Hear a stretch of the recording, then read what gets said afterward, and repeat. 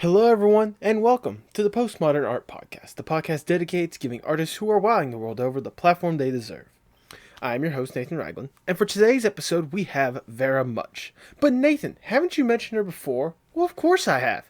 She was featured on the Left End London track Safety First. She released an excellent EP in Thank You, and her song Parts in Motion is the official outro song of the podcast. It was only a matter of time before I brought her on the podcast, and it was a wonderful interview that I hope you all enjoy.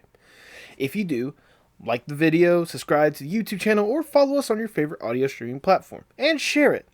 Also, follow us on Twitter at PostmodArtPod for future updates and guest announcements. And now, without further ado, please enjoy the Postmodern Art Podcast. Alright, Vera, before we get started, I must ask the icebreaker question for every single podcast. What is your most unpopular art opinion? Ooh. Let me think. Yeah, take your time. Take your time. We got plenty of time.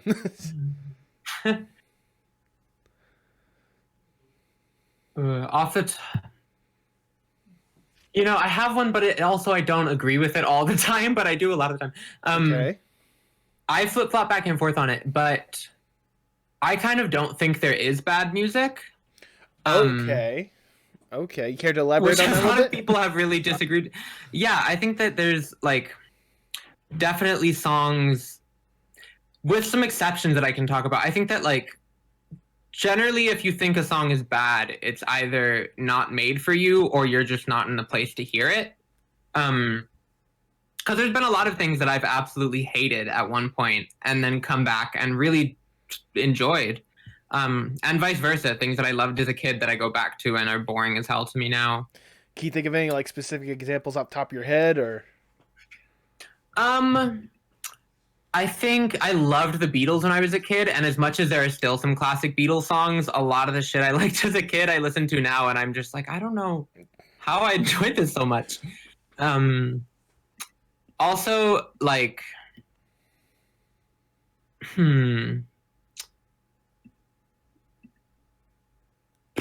I didn't really like Arca the first time I heard her, and now I'm a huge fan. Okay. Okay. That's I right. was just kind of confused, and it was all over the place, and it didn't really settle into me. But farther into my life, I found a lot more appreciation for it. And there's obviously exceptions for hateful music and racist music and whatnot. But I think that's a different situation. Right. And I mean, with music in general, it's always evolving, it's always changing. So it's what you could like then, your music taste could improve or, differentiate from what you used to like. So, I mean, what you think was good back then may be bad now, vice versa. I mean, it's understandable to see where you're coming from. Exactly. Yeah, it changes all the time. So I just try to keep that. And definitely there's the exceptions, but I do try to hold that opinion a lot. I find that approaching music with that in mind makes it a lot easier to enjoy it, and also makes it a lot easier to dismiss it without feeling bad. Okay. I feel a lot less bad saying this music just isn't for me right now than I do saying this music sucks. That's a good point. And honestly, it's a lot more positive than what some people might be, because some people could just have that opinion and then just stay put with it and don't change it no matter what they listen to years down the line. Exactly, and there's no growth there. Where's the fun in that? Exactly. So is that a hill that you're willing to die on, that music is not really bad? Yeah, sure. Fuck it. Fuck it. Well, if that's the case, I've gotten in enough arguments over that to sit in it. I can only imagine. But with that, I can't think of a better way to start the Postmodern Art Podcast. Welcome, everyone. I am your host, Nathan Ragland. Feel free to subscribe on YouTube, follow us on whatever audio streaming platform you prefer, follow us on Twitter at PostmodArtPod for future updates and guest announcements, including today's guest. She is an indie pop artist whose debut EP, Thank You, is available now on Spotify. Please welcome to the podcast the official outro artist of the podcast, Vera Much. Vera, how are you doing today? I'm great, given everything. I hesitated on the great, just because it's hard to be great right now. But I'm very good, given. It's one of those, it could always be a million times more worse. Exactly. I guess just worse. But once again, thank you so much for taking time out of your day to sit down, chat about your music and just music in general. So I want to start off with more of the origin story of Vera Much. What got you interested in music? Oh, I've always been really interested in music. It's been one of the most constant things in my life. I started taking piano lessons when I was like four-ish maybe, Okay. and I gave up after a couple weeks, but I came back when I was five or six and then really stuck to it. Okay. Um, yeah, and so I took piano lessons all up until when I was in high school. I started learning drums when I was in like fifth grade, Ooh. and I taught myself guitar when Dang. I was in eighth grade, which I definitely was not playing anything interesting or impressive, but it was fun to just pick it up from Okay. scratch. Yeah, and then, but it wasn't until I was in high school really that I started taking my own music seriously and thinking of myself All right. in that way, because it was always like, oh yeah, I play piano, I have recitals, or like I'm playing drum in the school band, or like I'm playing with my friends. But then when I was in high school, I started like really producing my own stuff and taking myself more seriously. And it took a long time to get to how seriously I take myself now, but that's when Okay. things really started to take off. That's what really sad. When was the moment for you to go from just like, oh, I enjoy like playing music and such, to I can actually make my own things and release it to the world? Like, when was the moment that you decided that you wanted to produce music rather than just play music? Um, hmm. I I started producing my sophomore year of high school. I downloaded Reaper, which is a really mediocre piece of software for making music. It's perfectly fine for recording, and that's what it's meant for. But Okay. it was cheap, and I was like, I just want the easiest thing.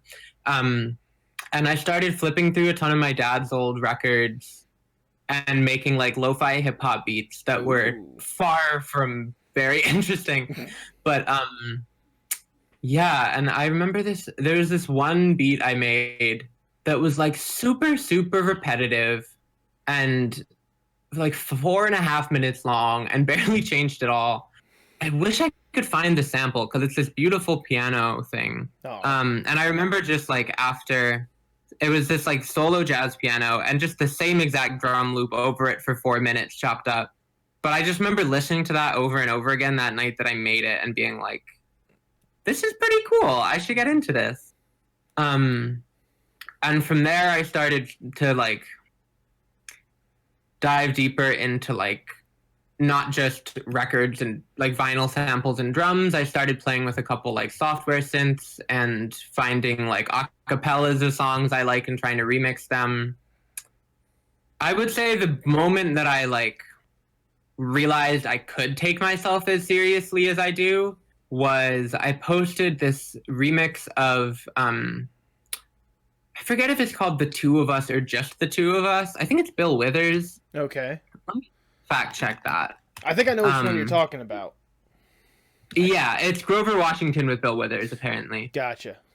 Um yeah, and I posted this remix of that called Think of You with the uppercase letter U on SoundCloud. Um and it just really took off. It's still like my most played thing on SoundCloud, even though it's just reminiscent of like silly egg high school lo-fi hip hop era. But it gets likes every single day, and apparently it really resonates with people. Um, and I would say it took a while for me to actually start taking myself seriously after that, but that was a turning point where I realized I could. Okay. Okay. I mean, everyone's got to start somewhere. I mean, even if it's little things like that. I mean, look at from where you were to where you've gotten to now with the music that you do produce. How would you describe your music that you make these days? I try to avoid it because I never know what to say. I try to That's avoid fair. describing it. That's fair. No, I mean, but I'm happy to try. I just never know. I really struggle to describe it honestly because I pull from all sorts of inspirations. Okay. So, like with Thank You, I would call it like sort of a psychedelic indie pop with like remnants of hyperpop, remnants of hip hop in it.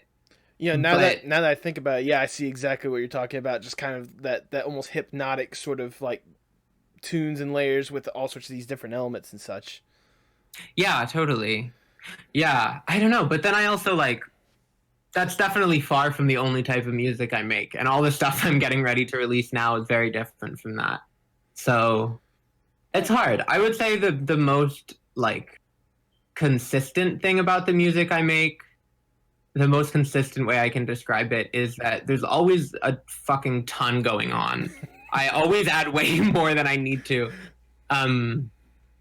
So it can be hard. It's always very chaotic. Sometimes in a really nice and pleasant way, sometimes in a very stressful way when I want it to be. But yeah, I don't know.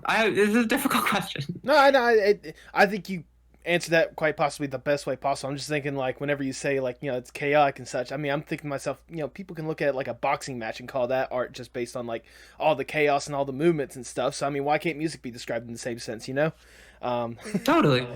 What would you say is a major inspiration for the kind of music you produce? Ooh, one of the biggest inspirations I would say is Choker, this artist. I believe he's from Detroit. And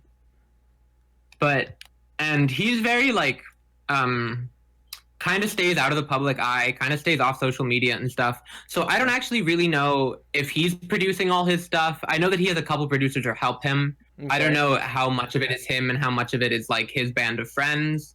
But I remember like the first week I got to college, I met my friend TJ, who is Junior, the person who does vocals on Right Now. Oh, okay. And they played me Drift by Choker, which is the first track on his 2018 album Honey Bloom. And I just like fell in love with how spacey and open it sounded, and the way that like in the middle of the song, out of the blue, all of the instruments stop except for this one percussion thing, and then it totally slows down and just becomes a completely different song. Okay. And I started listening to that album all the time, and it's just so like genreless, where when I recommend it to people, I never know how to describe it to them, because there's songs that are shoegaze, there's songs that are almost trap songs, there's songs that like are like indie R&B. It's just so all over the place, and every song flows so smoothly into the next that you could listen to the entire thing without even realizing the song had changed. Right. And it just kind of put me in a trance and made me realize how much I could really do, and then I don't need to stay in one box, that I can be as chaotic and layered as I was talking about. Well, there we go. I was gonna say, basically, like you, seems like Choker didn't want to really like limit themselves to just one type, just want to make good music in general that just flows well. Exactly. Well, there we and go. when you focus on that, it's just opened so many doors. Oh, absolutely. Well, speaking of opening doors, let's go to one of the first doors that opened for you. Your audience kind of grew substantially whenever you appeared on a song with Left at London called Safety First. Now, yes, I've had her on the podcast before, so correct me if I'm wrong. How did you link up with her? Was it that call for the WLW Brockhampton group that she was trying to get together? Kind of. What really happened is I put out an album called Sibling a couple years ago. Okay. That isn't on like my Spotify. It's on my Bandcamp. I don't resonate with it as much anymore. It was like before I changed my name. It doesn't feel like a Vera Much release, but I'm still Gotcha. There's parts of it that I'm very proud of.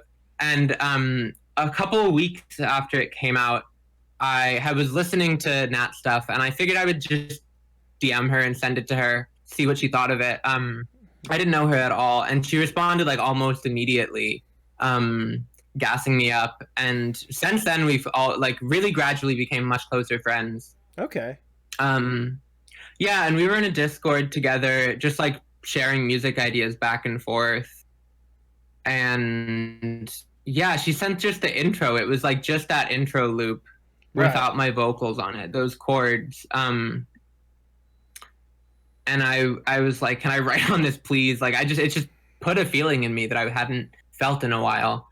And she was like, yeah, maybe. And like, I don't know how much of a yes that was, but she definitely said maybe. She did not say yes, but I was just like, I'm going to. I don't care. If she doesn't want it, she doesn't want it. But luckily she loved it, and then the rest of the song came together. Oh yeah. And she sent it to me like just after she did the hook, and then after she finished the verse, and then after the outro, and it was so cool watching her turn just this little like 8 lyrics that I wrote about my girlfriend into such a complex and such a deep song. Yeah, I'm really honored to be a part of that. Oh, and you did very wonderfully on that one. It was a wonderful setup that you did for just a great song all around. It's definitely, if not number one, at least top three, like Left That London songs for me.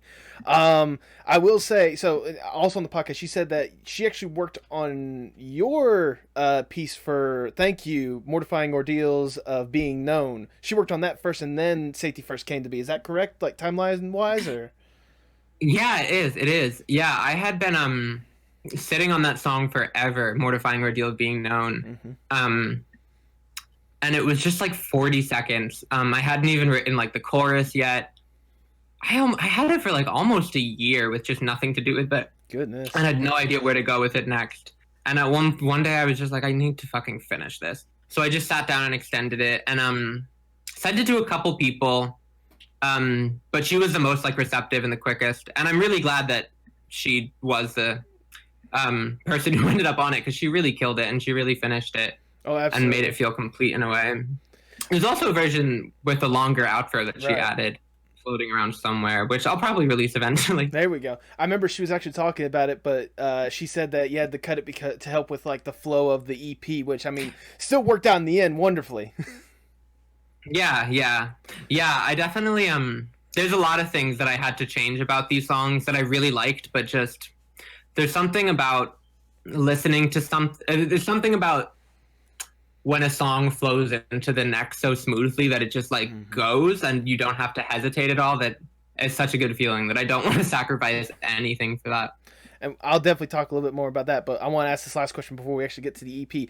Of course. In your mind, when it comes to like, working with Nat, what is it like in your experience working with her? Oh, she's super receptive. Mm-hmm. She's like one of the easiest people to work with that I've ever worked with. She's just she's very willing for you to say, no, I don't like that. She invites you to tell her to redo it, which is really nice because it forces you to actually figure out what you like about it, which like, I didn't tell her to redo anything on Mortifying Ordeal. I thought it was perfect when she sent it. I mean, like I definitely changed some mix stuff, but yeah, I don't know. And then like we also have a couple other songs. I'm on a song that I produced most of on of the upcoming Wow OK release. I don't know if I should say that, I guess, but I don't think I'm not saying anything about the song. It's fine. Right. And that again was just like Robin made this little melody loop and sent it in that same Discord, and I made a track out of it and wrote a little verse and sent it to Nat. And yeah, she's very open to it being a 50-50. Even when it's like that was like her song that I was writing for, it still felt like a 50-50 collaborative process. And like on that song with Wow OK, like even though I had totally like produced almost all of the like structure of the song myself and all that, she still like, I still wanted her to have a say in it. Like I don't know. She just really invites collaboration in a way that's really comforting. Oh, absolutely. I can see where you're coming from with that one. I will say though, you tease me with that Wow OK. I mean, yeah, I hope it'll come soon. I hope so. I have no idea when they're planning on it. But before we jump into, before we get too much into that discussion, let's talk about your own stuff, including the EP that you released. Yeah. Thank You. Which for those who don't know is a wonderful, amazing 6-song collection, about 60 minutes or so. I highly recommend you all listen to it. What was your kind of thought process going into making this EP? Ooh, so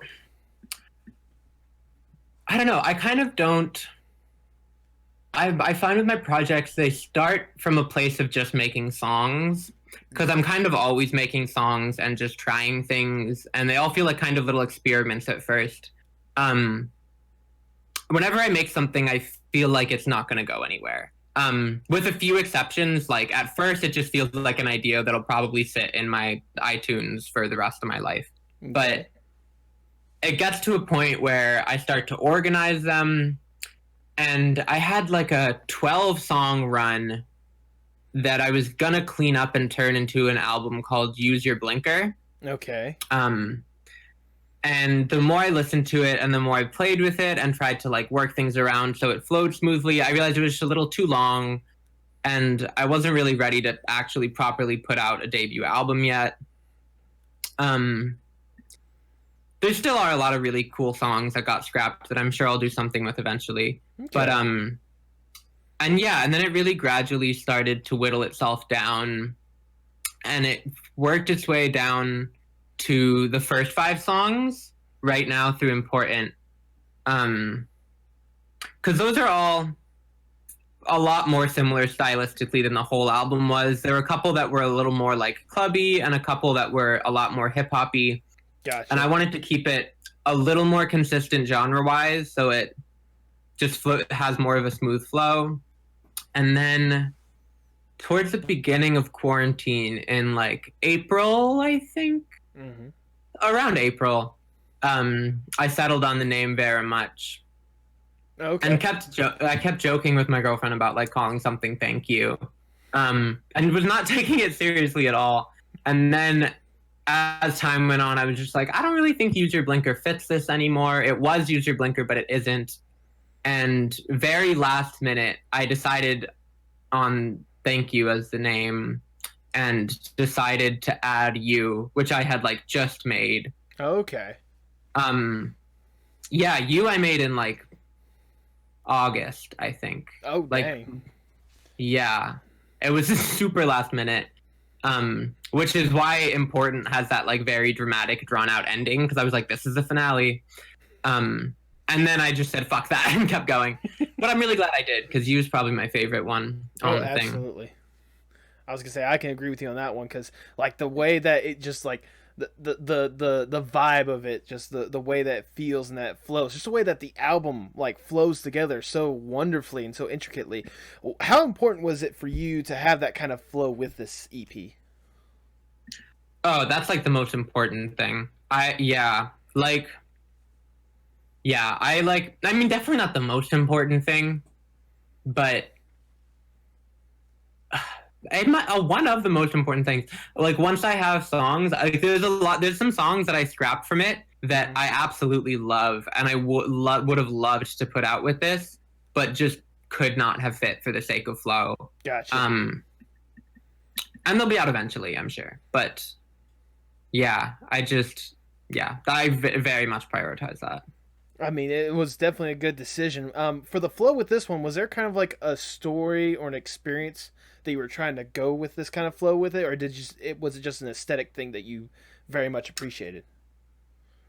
I would say at first it kind of just feels like an aesthetic thing, but I found the more I sat with it, the more it did kind of come to mean something more.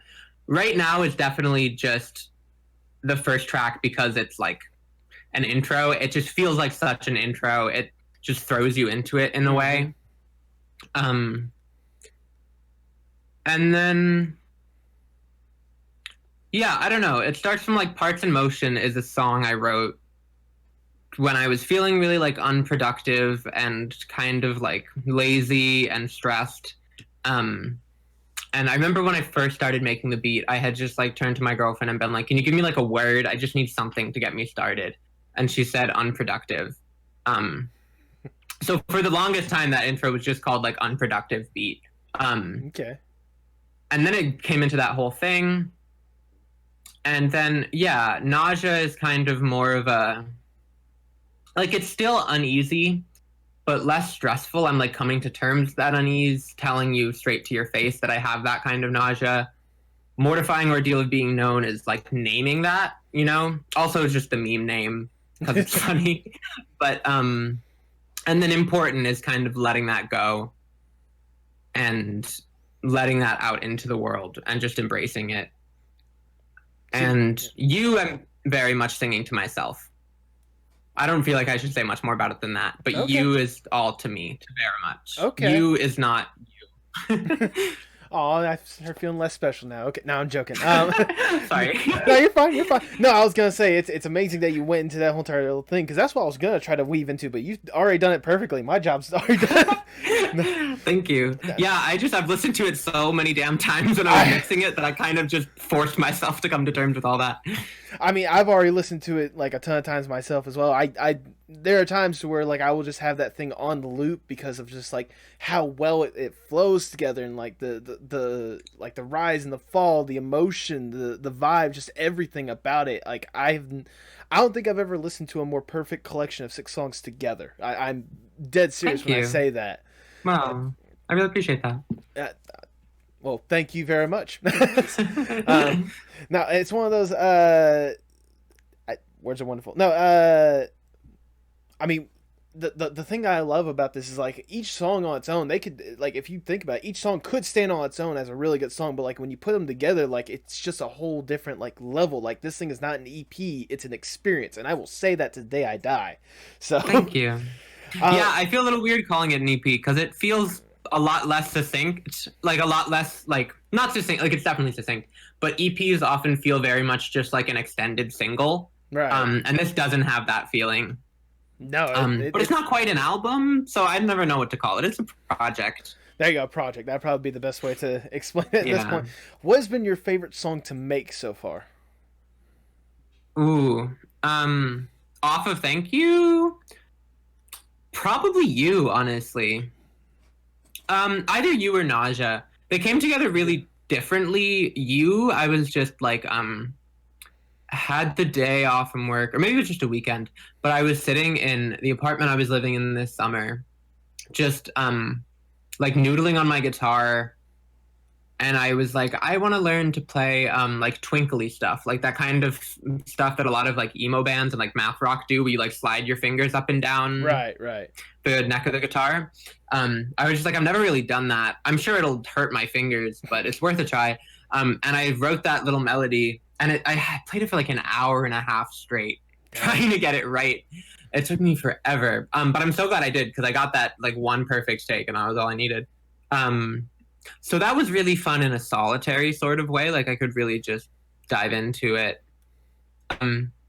Whereas Nausea, I was with my friend Selena, who is Homage, and we were living in LA in January, and I had been listening to Roxanne by Arizona Zervas. I know. I don't know how you pronounce his name. I don't know either. That like hip hop song, which is like such a stupid fun pop song, and I just had it in my head like all week, and I was like, I need to get this out of my head. I need to just get something else into my head, so I'm just gonna make my version of that song. And like I found the BPM, and I got like a drum loop that was kind of similar going, and wrote some guitar chords.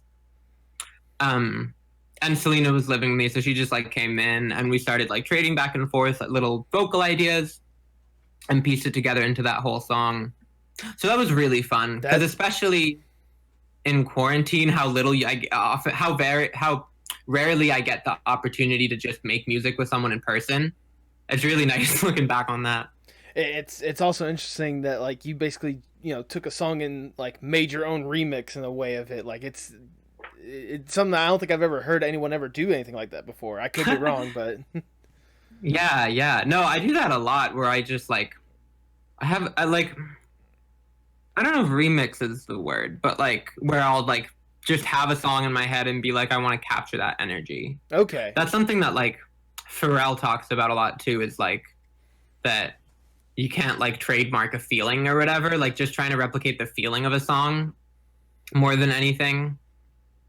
Okay. Which a lot of my songs do a lot of my songs, not many on Thank You besides Nausea, but a lot of unreleased songs I'm very directly trying to take a feeling from something. You gotta give me access to like that hidden folder of just like unfinished songs or such, because I'm already. I can send you a couple after this. Oh, you don't know how much I'd appreciate that. Yeah, I would love to. I need my Vera Much fixed.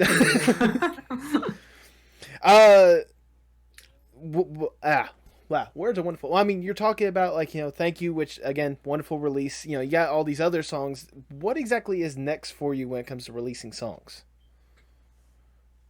What's next for me? What's next? Awesome. Did you just glitch for a second? I want to make sure I heard you right. My bad. It's all good. The Wi-Fi is bad. So, well, I have a couple singles I'm working on that one of them hopefully will be out before the end of the year. I can't promise that, but hopefully. Or maybe right at the beginning of the year, next year. the next two singles I'm working on are both like very pop, if not like hyper pop. Cause yeah, the next couple singles I have are very poppy, very colorful and energetic. But the project I'm working on after that is a lot more ambient. Okay. And not ambient like super spacey, there's no vocals, Brian Eno, but it's a lot less danceable at a lot of times. Gotcha. No, that's understandable. I mean, I know I myself and several others, we definitely cannot wait to see what's next to come for you, and I'm sure you'll keep us up to date when it comes to social media, which actually leads to my next question. Yeah, definitely. Correct me if I'm wrong. You're fairly active on Twitter and such. I am. How important? Unfortunately. I mean, you say unfortunately, but is created several different gems. One, several different gems when it comes to how important is social media for you when it comes to just getting your name out there and like promoting your music. Or I should say, just promoting your brand. No, yeah, totally. It's pretty important. I really hate it at times. I think everyone does. But I try to have as much fun with it as I can. And when I try to like not think about it that deeply, and I don't really like pay attention to analytics or likes that much. Not that I don't at all, but not that much. When I'm able to prioritize having fun, it's a lot of fun. It's definitely important. I definitely like phase in and out of how much I use it. I used to be really active on Instagram, and now I barely ever open the app. So maybe eventually I'll be totally off Twitter too, but not for the foreseeable future. Right. Twitter is really the only social media I'm especially active on right now. I've never given a shit about Facebook. Fair enough. Yeah. I stopped caring about Instagram. So it's really Twitter and TikTok, I guess. But TikTok feels like a separate category a little bit. I mean, I see where you're coming from, but I also agree with you when it comes to, like, as a social media platform, because people certainly do get connected in weird ways when it comes to that one. No, that's definitely true. I was going to say, what is it, like, what would you say is your personal, like, little bit of flair when it comes to, like, your social media presence that you want to make it, like, different than, say, the average company that, is trying to promote you buying something?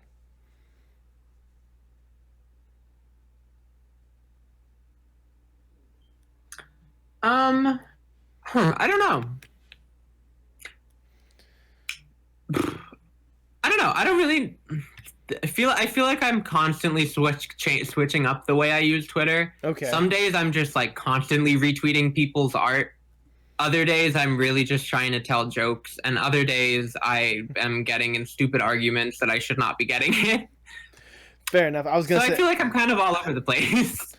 I was gonna say I certainly do appreciate the art and the jokes one. There was one in particular that just like I couldn't help but die laughing. What was it? Forgive me for those that have innocent ears, but what was it? Whose tits do I have to suck to get on the indie pop playlist on Spotify? Was that correct? Yeah. I'm just still looking for an answer if any listeners know. I'm just gonna say, as interesting as that one is, that's not the playlist whose person's titties you should suck. I would look more towards the pollen playlist because that one's sort of like the genre-less one. So this is true. Yeah, that's definitely true. Yeah, I think that tweet was specifically about Parts in Motion. Okay, but I guess I could definitely go on Paul. Yeah. Well, speaking of Parts in Motion, I just wanted to hear your personal opinion on it. How surprised were you whenever I asked you if I could use that as the outro for the podcast? I was not surprised. I was because you first just asked me if you could use a song, right? Not a song. I asked if I could use your cover as sort of like have that flash on the screen for the Left at London interview, considering the fact that she had brought up your EP. Right. Okay. Yeah. Yeah. I remember being a little surprised that you chose that song. Really? Nothing like against that song, of course. I guess I didn't really know anything about your podcast either. It just feels like such like a, I don't know, like a calm kind of sad song. It's not sad, I guess. It feels a little sad to me, but it's not that sad.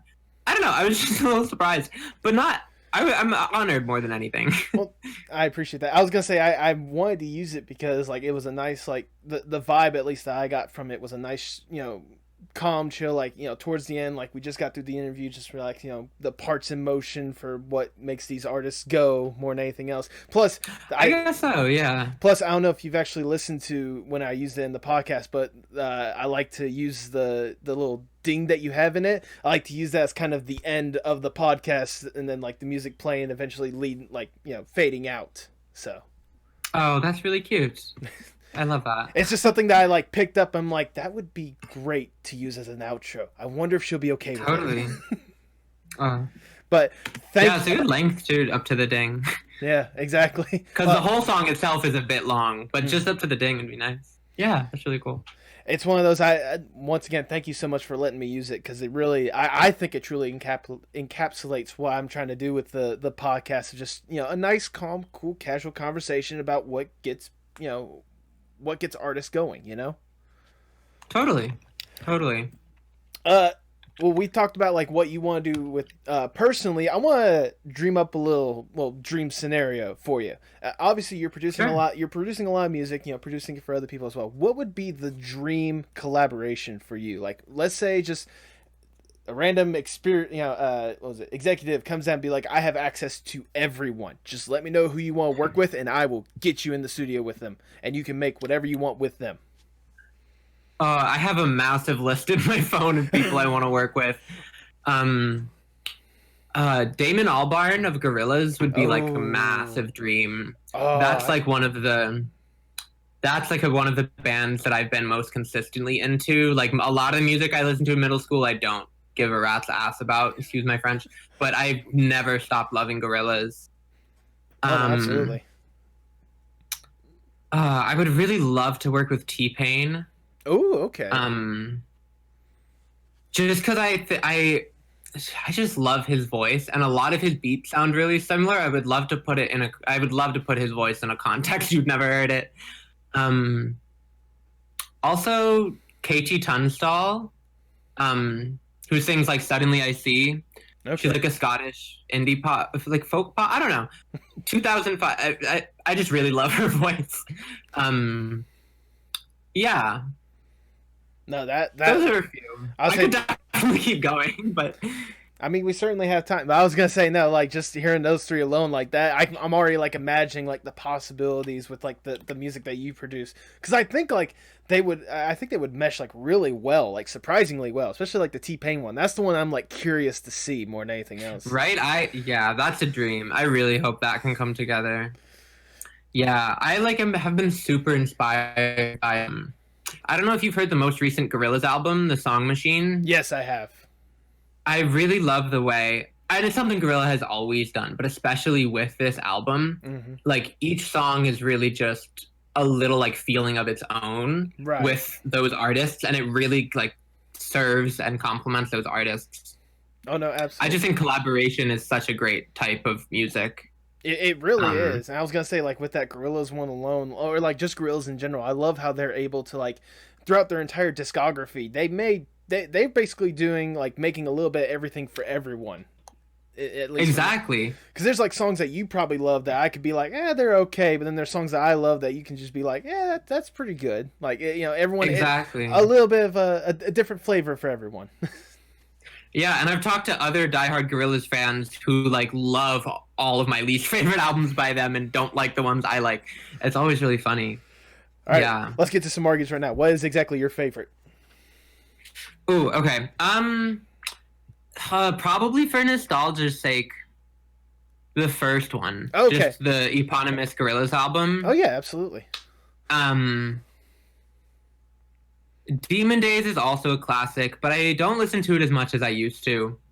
I would say it probably goes Gorillaz and then Song Machine and then Demon Days. Okay. No, that's a list that I can easily agree with. Although I will say, I think it was Humans. It wasn't the last one. It wasn't the Now, but the one before that, Humans. I think it doesn't get enough. Humans. I don't think that one gets enough love like it should. Like that one is a little bit more of an underrated one, in my personal opinion. I never got that into it. I should give it another chance because I haven't listened in like over a year. I do like the song with Dram. I like the song Yeah. with Vince Staples. Oh yeah. But I should give it another listen. I'll do that soon. I'm not saying that like it's their top album. Obviously, like you said, like I agree with you perfectly with their first one, the autonomous one being their best one in my opinion. I'm just saying humans should get a little bit more love. That's just all I'm saying. Totally. Yeah, for sure. Uh, Yeah. Also, a funny little thing. Mm-hmm. I'm gonna hope that copyright lawyers aren't listening to this. Gorillaz got sued for a name redacted sample on the first album, and I am hoping I don't get sued for name redacted sample on. Thank you. So we'll see how that goes. Should I just go ahead and like cut this part out, or do you want to just like leave in hope? Just bleep out the word name redacted. Don't worry, I love a little bit more editing for myself. No, so again, we're talking about like what's next for you, and obviously like some dreams for you. Well, let's talk about like a little further. I'll ask the generic question: where do you hope to see yourself, say, 5-10 years from now? Ooh, probably in LA, realistically, just because so many artists in LA and everybody comes to LA if they're not already there at some point or another. The dream would be to just have like a little, not a little, but like a little house with a studio in it that I can really just like bring people by and work on stuff. I would love to be self-sufficient off my art, but there's also a lot of jobs with music I don't mind doing. Yeah, I don't know. I really love producing for other people and working with people, especially in person. It's just hard otherwise. Right. Not impossible, but it's a lot harder. But yeah, I would love to just be like putting out stuff like the Song Machine. That's just constant little wacky collaborations in whatever sort of genre I'm feeling that week. There you go. I would also love to be, I've been getting a lot more into like fashion design and garment construction. Ooh, okay. I'm almost done with this pair of pants that I'm really happy about. So I would love to also be getting into something like that. But I definitely need a bit more of an infrastructure and a bit more people paying attention before I try to waste that kind of money. I mean, I'm sure as long as you keep showing kind of the love and passion that you have for this stuff and producing like the amazing stuff, I'm sure the people will come. Like they really should be because Thank you. Again, like I said, like even just with this little bit alone that you've already unveiled to the world, it's incredible to see like just that little bit gaining like, you know, grabbing the attention for those that truly listen. And so again, I really can't wait to see how much further you go with this, like just in general, just as a whole. So yeah, thank you. Yeah, I have a lot of ideas. We'll see when they all come together. I mean, especially with all this quarantine stuff and all the freaking, you know, COVID crap and stuff, I'm sure you have plenty of time to work on it. Yeah, no, I definitely do. I'll ask this one. I'll end the podcast with this last question. Now, obviously, anyone could argue music is art, and you're focused on a lot more stuff other than just music. How important is art for you? Well, sorry, not just for you, but for the world as a whole. Oh, I think it's one of the most important things. I think as long as you're not too like strict and confined in how you're defining art, I think it's one of the most. No, yeah, no, I know you aren't. I just mean in general, like. Gotcha. My bad. General second person you.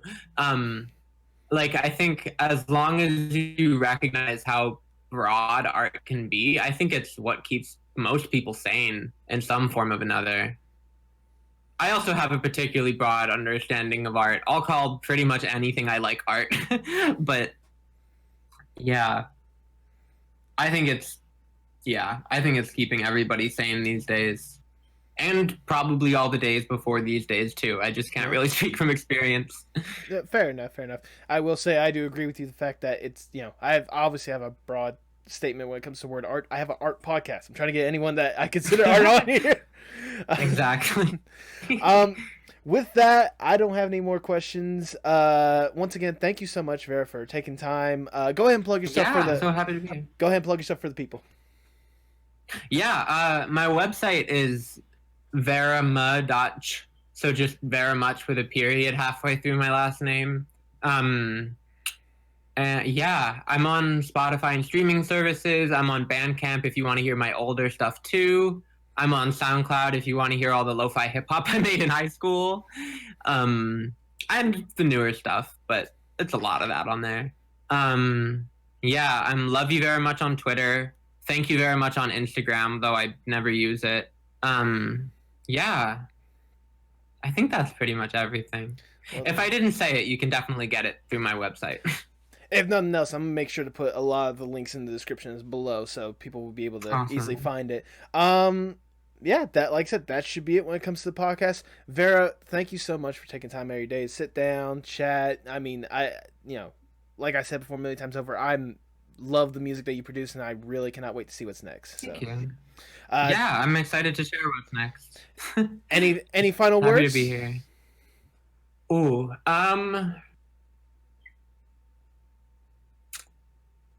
I was about to just say the name of my next project, but I guess it could change, so maybe I shouldn't yet.